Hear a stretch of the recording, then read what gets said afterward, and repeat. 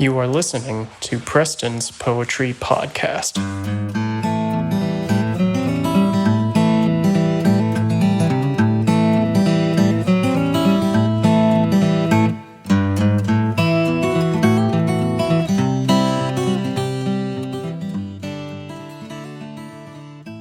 In the last two episodes, I shared my view that poetry is concentrated, meaning that what makes poetry different from prose is that it reduces a lot of things it wants to say to as few words as possible. Learning to understand poetry, then, is like being able to unpack a densely stuffed suitcase, decompress a zip file, eat a rich dessert instead of a plate of meat and potatoes. In my own work, I begin to doubt how approachable this sort of concentration is. Essentially, my point about poetry being concentrated implies that for a poem to be really good, it should make a big philosophical point and do so in a tiny amount of space. This means that the poem is dense. Now, while this does mean that a dense poem has a lot to offer you, it also means that it takes a lot more work to unpack it. So much that maybe most people give up. Well, in this episode, I want to share one way that poets help overcome that learning curve. Rhyme. That's right, good old classic rhyme. While I normally read the poems, there's actually a recording of Edna St. Vincent Millay reading this herself. It's called Recuerdo. At the time, she just called it by the first line. We were very tired, we were very merry. So you'll hear her repeat it, but in any case, this is the poet herself, Edna St. Vincent Millay, reading Recuerdo. We were very tired. We were very merry. We had gone back and forth all night on the ferry. It was bare and bright and smelled like a stable. But we looked into a fire. We leaned across a table. We lay on a hilltop underneath the moon. And the whistles kept blowing, and the dawn came soon. We were very tired. We were very merry. We had gone back and forth all night on the ferry. And you ate an apple, and I ate a pear, from a dozen of each we had bought somewhere. And the sky went wan, and the wind came cold, and the sun rose dripping, a bucket full of gold. We were very tired. We were very merry. We had gone back and forth all night on the ferry. We hailed, "Good morrow, mother," to a shawl-covered head, and bought a morning paper, which neither of us read.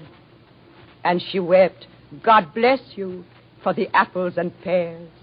And we gave her all our money, but our subway fares. This is a nice classic example of rhyme. You may have picked up on it. We were very merry rhymes with all night on the ferry. When I first listened to the poem, it was stuck in my head like a song for days. So strange to have a piece of literature stuck in my head, repeating those first two lines. So I tried to memorize it. Now, I've read a lot of poems, and I can even talk about some of them for a very long time. But I have only maybe one or two actually memorized. The rhymes at the end help me predict what should come next. Instead of memorizing all of them individually, I can remember merry, ferry, then stable, table, moon, soon. The catchiness of the poem helps me actually carry this along and think about it. Now, if good poetry is dense, then rhyme is like a very good hiking backpack. It helps you carry it along, making it comfortable to bring and to unpack. But you may have not caught on to the fact that there are several types of rhyme in Recuerdo. That's right, there are types of rhyme. Merry and ferry are called end rhyme because the rhymes occur at the end of the line and at the end of the words. This is what many people learn to be rhyme. Roses are red, violets are blue, I love reading poetry, and now you do too. Blue, too. End rhyme. But there's also internal rhyme. which is when words rhyme within the lines, rather than just at the end. I found a few examples. The first glaring one is "we were very merry." Also here, "we had gone back and forth all night on the ferry. It was bare and bright and smelled like a stable." Night, bright, very, and merry are rhymes that occur in the middle of the lines rather than just at the end. So they are called internal rhymes. There are some more examples in Recuerdo, depending on what you count as rhyme, such as repeated N sounds like shawl-covered head, with the N sound duh, but these aren't as clear in-your-face rhymes, so we'll just leave that to the scholars to decide. Poetry from the Middle Ages, as well as modern poets like Gerard Manley Hopkins, T.S. Eliot, or Charles Williams, really lean into internal rhyme. Even more contemporary examples are basically any spoken word artist, like Amanda Gorman, will use internal rhymes. They sort of overload the mind with unforeseen patterns. You hear the rhymes occur when you don't expect them. It's mesmerizing and entrancing. It gives us the idea that we're somewhere else, somewhere transcendent. Maybe like we're being tickled. But anyway, more on this in a later episode. So thus far, though, we have end rhyme, stable table, merry fairy, and internal rhyme. We were very merry. We'd gone back and forth all night on the ferry. It was bare and bright and smelled like a stable. But there's also a third type, initial rhyme. It's when the beginning of the words sound alike. You might have learned this as alliteration. Edna St. Vincent Millay snuck these in there, and it works like a double pulse. It was bare and bright and smelled like a stable, and the sky went wan, and the wind came cold. We hailed good morrow, mother. In fact, there's initial rhyme in the very first line, and we missed it entirely. We were very tired. This double pulse gives us the feeling of the heartbeat of being in love, of two people with like sounds going back and forth on a ferry feeling the waves. There's a kind of frivolity, a whimsy, carefreeness, such happy-go-lucky behavior that they just give the old woman the apples and pears and, quote, all our money but our subway fares. The rhymes raise the feeling of the poem to something greater than just play. We suddenly feel ourselves in the palm of the poet, speaking to our fantasies, our imagination, our hearts, rather than just hearing the story itself. Plus, all of these rhymes and these rhythms help us actually memorize it, to carry it with us more. Anyway, let's hear it one more time. We were very tired. We were very merry.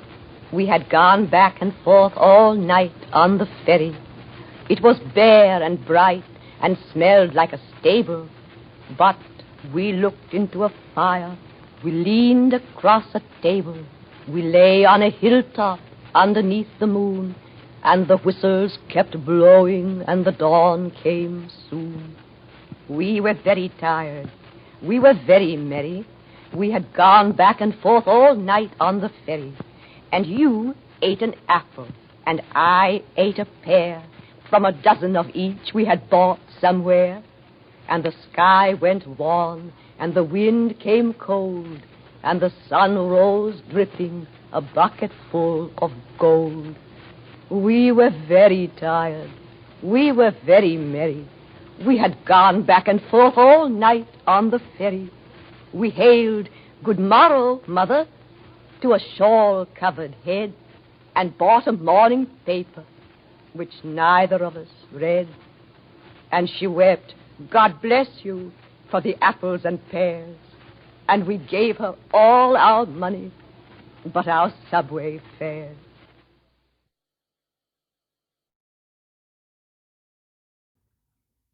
It's a lovely little poem, and it's really one of my favorites. Perhaps eventually there will be poems on here that I'm not so crazy about, but this poem has achieved in me exactly what it's about. I've fallen in love with it. I'm infatuated. If you want to try it out yourself, you can take the roses are red, violets are blue end rhyme scheme to the next level by adding in some initial and internal rhymes. It'll make your poem less predictable, Give those rhymes a boost and be catchier so that your reader will be so infatuated with your poem that they will carry it around, singing it in their head, unpacking it throughout their day.